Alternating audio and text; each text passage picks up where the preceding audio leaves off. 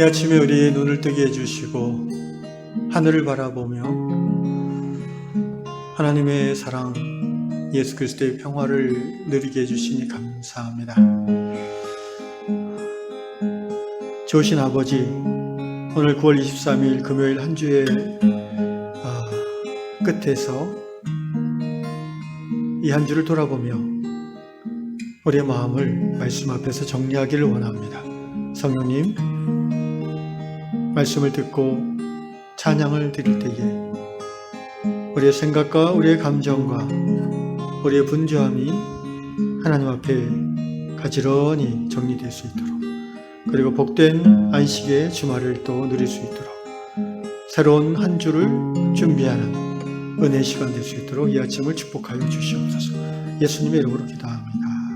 아멘. 찬송가 182장입니다.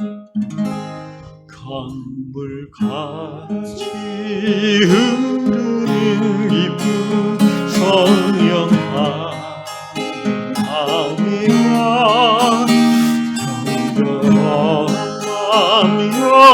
영원하도록 주의 거처 되겠네. 주님 주시는 참된 평화가 내 맘속에 넘치네. 주의 말씀에 거센 풍랑도 잠잠하게 되도다. 나의 생명 소성되는 성령이 하심이라. 모든 슬픔 사라져 주의 평강 넘치네. 주님 주시는 참된 평화가 내 맘속에 넘치네. 주의 말씀에 거센 풍랑도 잠잠하게 되도. 5절 놀라우신 주의 은혜로 그의 언을 뵙겠네. 영화로운 안식처에서 영원토록 쉬겠네.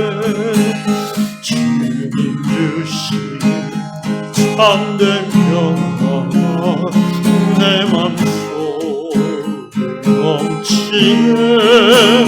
주의 말씀에 거센 풍랑도 잠잠하게 되도다.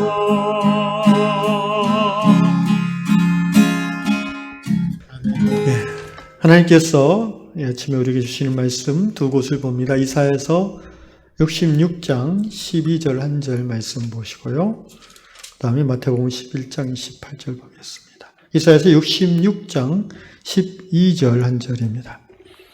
여호와께서 이와 같이 말씀하시되, 보라, 내가 그에게 평강을 강같이 그에게 문나라의 영광을 넘치는 시내같이 주리니 너희가 그 성읍의 젖을 빨 것이며 너희가 옆에 안기며 그 무릎에서 놓을 것이라.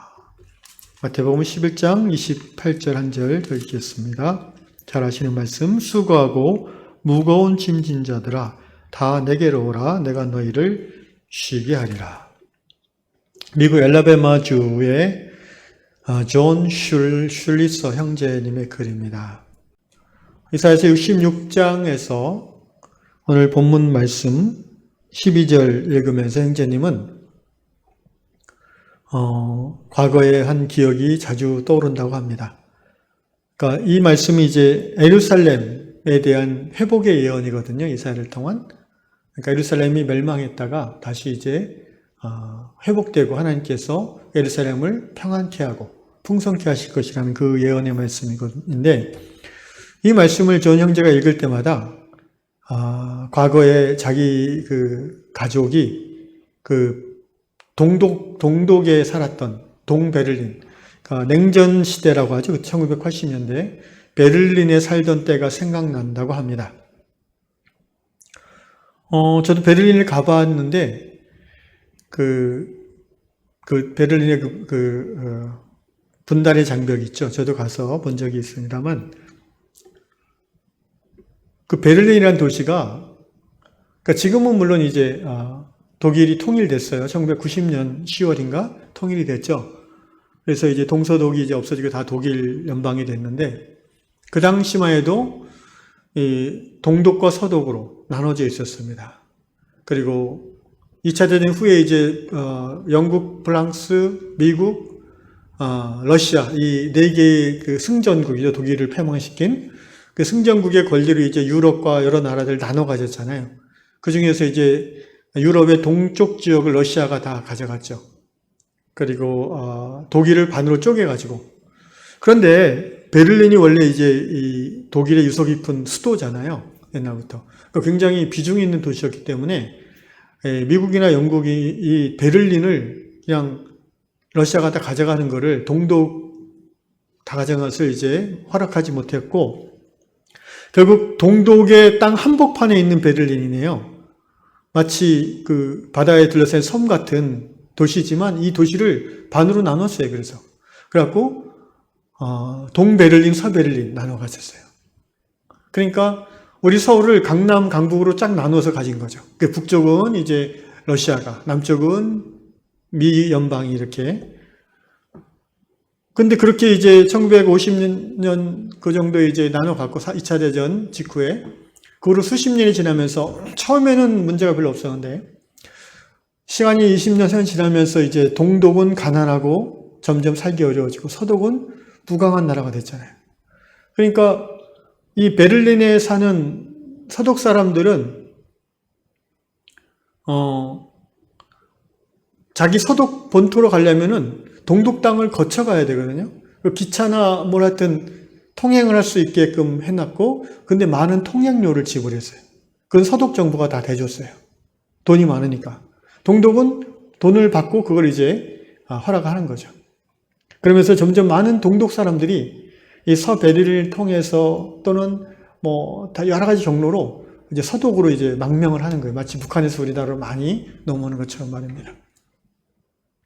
그러자 이제 이 동독이 베를린 중심부에 그 강이 있는데 그걸 기점으로 장벽을 쌓기 시작했어요.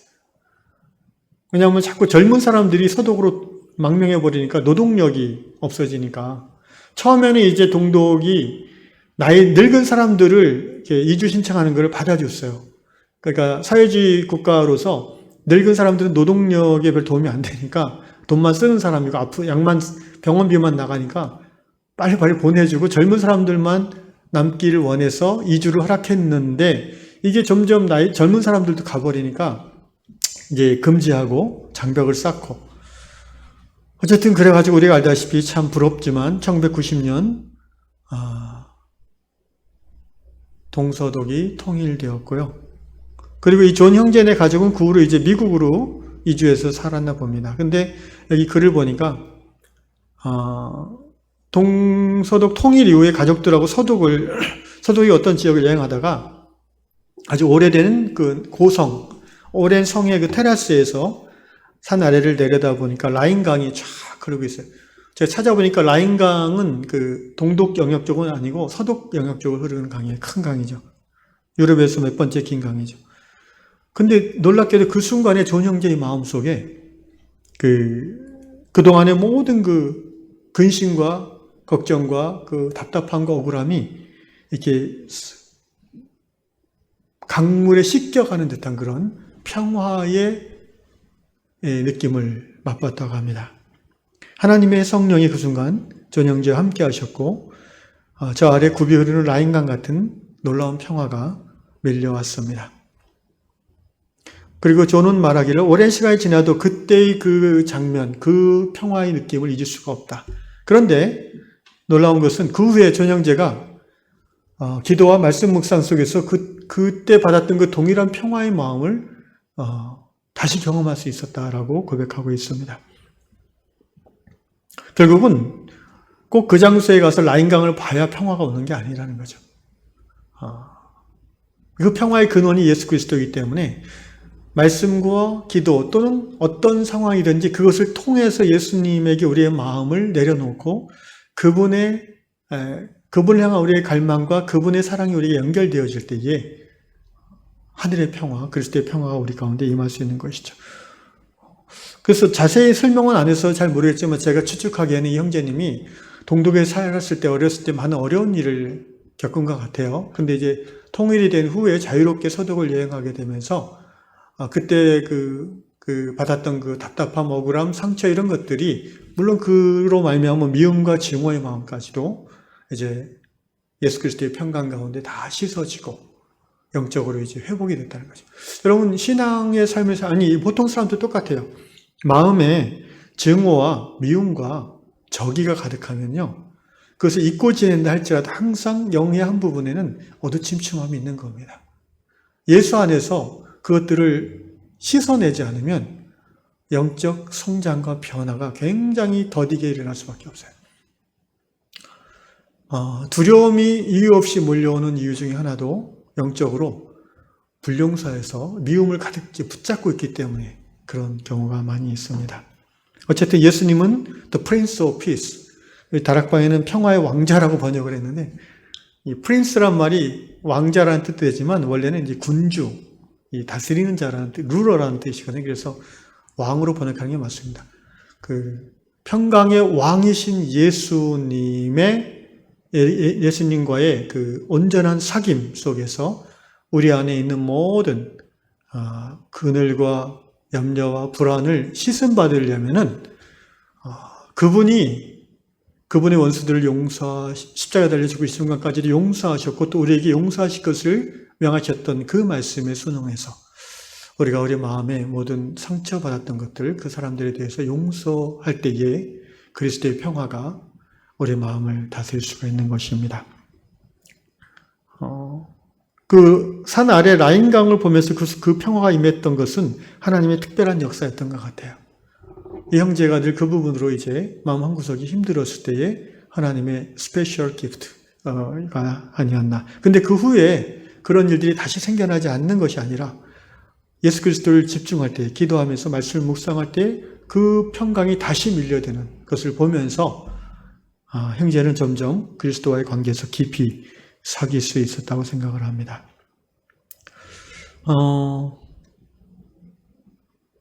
오늘 이사야서 66장 이 말씀은 이 동독에 살았던 사람들 입장에서 보면 정말 자기네 민족에게 주시는 말씀이라고 느낄 수도 있을 것 같아요. 2차 대전으로 완전히 망가진 독일 아니었습니까? 그 폐허가 된 독일에 예루살렘은 70년 만에 회복이 된다고 했지만 이 사람들은 언제요? 1945년에 90년이면 거의 45년 정도 후에 이제 자유와 해방의 물결이 넘어온 거죠. 66장 12절 여호와께서 같이 말씀하시되 보라 내가 그에게 평강을 강같이 그에게 문나라의 영광을 넘치는 신의 같이 주리니 너희가 그 성읍에 젖을 빨 것이며 성읍의 모든 도시의 그 물질적인 풍성함을 의미하는 말이죠. 너희가 옆에 안기며 그 무릎에서 놀 것이라. 안전함, 보호할 수 있는 나라와 민족 도시가 될 거라는 거죠. 오늘 독일이 그런 나라가 되었습니다. 사랑하는 형제자매 여러분, 이 아침에 우리가 예수 그리스도에게 초점을 맞추고 평화의 왕이신 그분을 우리의 마음에 초대하시면서 성령의 깨닫게 하심을 따라 용서하고 또 흘려보내고 그러한 영적인 프로세스를 통해서 예수의 평화가 여러분의 심령 안에 임할 수 있기를 주님의 이름으로 축복합니다. 기도하겠습니다. 평화의 왕이신 주님을 이 시간 말씀을 듣고 무릎을 꿇은 모든 형제 자매들의 심령에 초대합니다. 왕이신 주님 오시옵소서. 우리의 생각과 우리의 마음과 또 우리의 모든 내면을 다스려 주시옵소서. 우리의 마음 깊은 곳에 숨겨져 있는 원망과 증오와 또 미움이 있다면 성령님 드러내시고 우리의 의지에 역사하시사 우리가 예수의 이름으로 고백하며 용서하는 귀한 은혜가 있게 하여 주시옵소서. 매일매일 어떻게 보면은 평화를 누리기보다는 경쟁 사회 속에서 우리의 마음이 자칫 분주함으로 세상에 휩쓸리기 쉬운 이때에 순간순간 아침마다 주의 말씀 앞에서 예수의 평화를 꼭 붙잡고 그 평화를 누림으로 하루하루가 하나님과 동행하는 그러한 하루가 되어지게 하여 주시옵소서. 우리 양의 모든 성도들이 이 하루도 그리스도의 평강 안에 머물게 될 줄로 믿습니다. 감사하며 예수님의 이름으로 기도합나이다. 아멘.